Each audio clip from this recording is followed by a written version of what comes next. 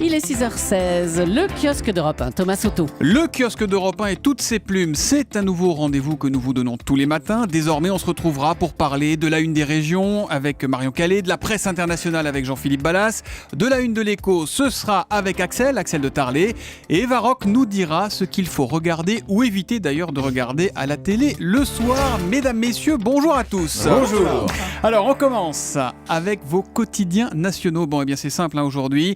C'est la crise ouverte au gouvernement, comme l'écrit aujourd'hui en France, qui fait les gros titres. La fronde des ministres provoque une crise gouvernementale, enchaîne le Figaro. Dans son édito, pétau d'hier, Gaëtan de Capelle estime que les couacs d'antan sont relégués au rang d'aimables gazouillis. Libération parle d'un défi à valse. Bref, conclut les Échos sur le sujet, c'est une rentrée piégée pour Hollande et pour son Premier ministre. La Croix, tout à fait autre chose, s'inquiète des nouveaux déserts français. Il s'agit en fait des territoires hyper ruraux et qui deviennent hyper déserts entre les fermetures de commerce et la dégradation de l'habitat.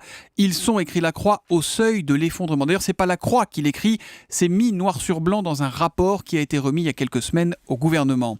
Enfin, l'Humanité, regardez l'Humanité sur europe1.fr, nous propose sa une du samedi 26 août 1944, les derniers ennemis anéantis dans la capitale, et annonce donne rendez-vous à 15h de l'Arc de Triomphe à Notre-Dame pour le peuple unanime qui acclamera le général de Gaulle. Oui, c'est bien l'UMA de ce matin.